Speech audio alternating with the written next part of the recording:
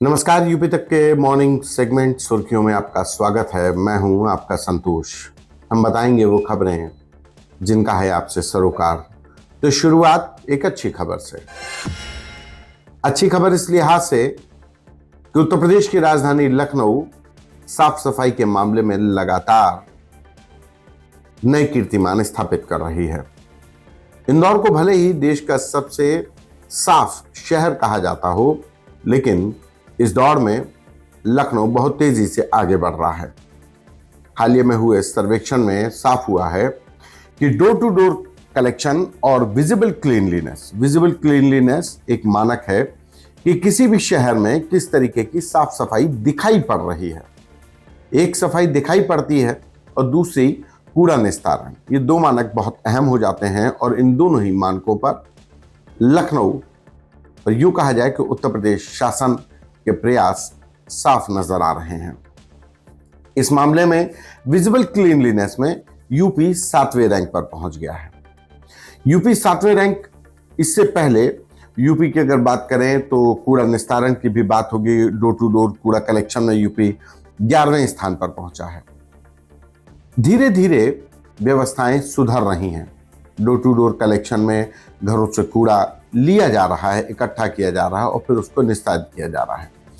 Visible cleanliness यानी जो साफ सफाई सड़कों पर, मोहल्लों में, गलियों में दिखाई पड़ती है, उसके मानक के अनुसार यूपी देश में 7वें रैंक पर पहुंच गया है। और लखनऊ एक तरीके से यूपी की राजधानी होने के नाते एक आइडल सिटी बनाने की कोशिश की जा रही है और लखनऊ इस ओर प्रयासरत भी है। इसके बाद बात धर्मांतरण के उस सिंडिकेट की जिसकी परतें रोज खुल रही हैं और इन परतों में रोज नए खुलासे हो रहे हैं। ईडी की हालिया कार्रवाई से तय हुआ है कि अवैध धर्मांतरण के सिंडिकेट को चलाने वाले जमालुद्दीन उर्फ छांगुर की 100 करोड़ की प्रॉपर्टी को जब्त करेगी ईडी। इसमें तमाम दस्तावेज ईडी को मिल चुके हैं, जिसमें जलालुद्दीन का वो शॉपिंग कॉम्प्लेक्स है, आसिफिया एंटरप्राइजेज, आसिफिया गारमेंट्स के नाम से जो 2 शॉपिंग कॉम्प्लेक्स हैं उतरौला बाजार में, धुसवा बस स्टैंड के पास और एक उतरौला बाजार में। इन दोनों ही शॉपिंग कॉम्प्लेक्स पर ईडी का नोटिस चस्पा कर दिया गया। और इसके अलावा कई प्रॉपर्टीज हैं, चाहे वो जलालुद्दीन छांगुर का जो रहरा माफी में पुश्तैनी घर हो, जो उसने वहां पे संपत्तियां बनाई धर्मांतरण के बाद, पुश्तैनी संपत्ति की बात नहीं, जो उसने और संपत्तियां खरीदी, खेत खलिहान प्लॉट खरीदे, उनकी बात। उसके बाद दूसरी जो प्रॉपर्टी जो मेन बनाई है उसने मधुपुर में बनाई है, जहां पर बुलडोजर एक्शन भी हुआ, जहां की कोठी के एक हिस्से को ग्राम समाज की जमीन पर कब्जा कर बनाया गया था और जिस पर बुलडोजर एक्शन हुआ। लेकिन अब जमालुद्दीन उर्फ छांगुर की करीब 100 करोड़ की प्रॉपर्टी ईडी की जांच के दायरे में है और इन संपत्तियों के बारे में दस्तावेज खंगाले जा रहे हैं। लेकिन इसमें एक अंतर्राष्ट्रीय कनेक्शन भी आया है। अंतर्राष्ट्रीय कनेक्शन पनामा का। पनामा एक वो शहर जहां पर ब्लैक मनी को वाइट करने का बहुत आसान नियम है। वहां पर एक तरीके से ब्लैक मनी को वाइट करने वालों का स्वर्ग कहा जाता है पनामा देश। और पनामा में इस जमालुद्दीन उर्फ छांगुर का जो खास गुर्गा है, नवीन उर्फ जमालुद्दीन, जो अभी यूपी एटीएस की गिरफ्त में है, इस नवीन रोहरा ने एक कंपनी बनाई थी जिसका रजिस्ट्रेशन पनामा में करा था। और इस रजिस्ट्रेशन पनामा रिपब्लिक में रजिस्टर्ड साउथ अफ्रीका की कंपनी लोगोस मैरिन नाम की कंपनी थी जिसे इसने बनाया था। इसके साथ ही ईडी को यूनाइटेड मरीन नामक एक कंपनी के दस्तावेज मिले हैं।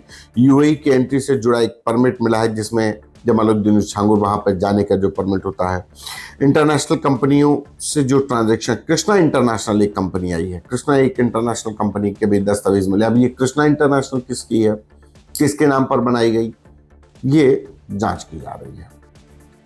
लेकिन ईडी की जांच जमालुद्दीन उर्फ छांगुर के उस धर्मांतरण से अर्जित की गई संपत्ति पर है। मनी लॉन्ड्रिंग के जरिए की गई हो, हवाला के जरिए की गई जो संपत्तियां उसने हासिल की, जो बैंकों में ट्रांजैक्शन हुए, और जो उन बैंकों के ट्रांजैक्शन पर भी ईडी की नजर है। धर्मांतरण के सिंडिकेट के तार न सिर्फ उत्तर प्रदेश बल्कि उत्तराखंड से भी जुड़ रहे हैं। वहां पर भी छांगुर जमालुद्दीन के लोग पकड़े गए हैं। नॉर्थ सेंट्रल रीजन यानी कि एनसीआर इलाके से भी पीड़िताएं सामने आ रही हैं। तो लगातार ये सिंडिकेट सामने आ रहा है। इसमें अब तक 5 गिरफ्तारियां हो चुकी हैं। जमालुद्दीन उर्फ छांगुर, उसके करीबी नवीन रोहरा उर्फ जमालुद्दीन और नवीन की पत्नी नीतू उर्फ नसरीन, नवीन और नीतू की बेटी अभी कानून की गिरफ्त से बाहर है। लेकिन जो 5वां शख्स जो बहुत अहम किरदार है वो है छांगुर का करीबी, जो इस पूरे नेटवर्क में धर्मांतरण करने वाले और कराने वाले दोनों के बीच की कड़ी था। उसे भी यूपी एटीएस ने गिरफ्तार किया है। तो कुल मिलाकर 5 लोग गिरफ्तार हैं। छांगुर का बेटा महबूब भी गिरफ्तार है। यह सिलसिला भी लगातार चलेगा। इसके बाद एक घटना अपराध से जुड़ी हुई फर्रुखाबाद में 8 साल की बच्ची के साथ 27 जून को एक हैवानियत भरी घटना हुई। साइकिल से जा रहे एक शख्स को आइडेंटिफाई किया गया कि उसने बच्ची के साथ दुष्कर्म किया, फिर गिरा दबाकर हत्या कर दी। 27 जून के बाद से ही फर्रुखाबाद पुलिस इस घटना की तलाश में लगी थी। सीसीटीवी खंगाले गए तो एक शख्स 55 साल का अधेड़ साइकिल से जाता हुआ दिखाई पड़ा। पुलिस ने इलेक्ट्रॉनिक एविडेंस और सीसीटीवी के जरिए उसकी शिनाख्त की और उस पर 1 लाख का इनाम घोषित किया और जिसे फर्रुखाबाद पुलिस ने मार गिराया है। ये सीरियल ऑफेंडर है। सीरियल ऑफेंडर का मतलब लगातार एक इस तरीके की घटनाएं, बच्चियों के साथ घटनाएं, इस तरीके के 5 FIR इसके ऊपर दर्ज हैं, जिसमें नाबालिग बच्चियों को शिकार बनाने की घटनाएं शामिल हैं। पुलिस का कहना है कि ये मानसिक रोगी था, मानसिक रोगी विक्षिप्त था, जो बच्चियों के साथ ऐसी घटनाएं कर रहा था, जिस पर 1 लाख का इनाम घोषित किया गया और एनकाउंटर में पुलिस ने इसको अंतिम अंजाम तक पहुंचा दिया। इसके बाद बात राजनीतिक। उत्तर प्रदेश के मुख्यमंत्री योगी आदित्यनाथ ने जौनपुर में एक जनसभा को संबोधित करते हुए कहा कि सरकार ने जब तय कर दिया कि मुहर्रम के दौरान ताजिए का जो ऊंचाई होगी वो ज़्यादा नहीं होगी, पेड़ नहीं काटे जाएंगे, हाई टेंशन तार नहीं काटे जाएंगे, लेकिन जौनपुर में 3 लोगों की करंट लगने से मौत हो गई। मुहर्रम का जो ताजिया था वो निकाला जा रहा था, ज़्यादा ऊंचाई थी, तो ऐसे लोगों पर कार्रवाई करने के लिए कहा गया। इसको लेकर जो मुख्यमंत्री योगी आदित्यनाथ ने जो बयान दिया कि जौनपुर में हाई टेंशन तार की चपेट में आने से जो लोग वहाँ पे मुहर्रम का जुलूस निकाल रहे थे और हादसा हुआ, इसके बाद लोग आक्रोशित हुए, तो कहा गया कि ये लातों के भूत है, बातों से नहीं मानेंगे। इस बयान के बाद राजनीति गरमाई हुई है।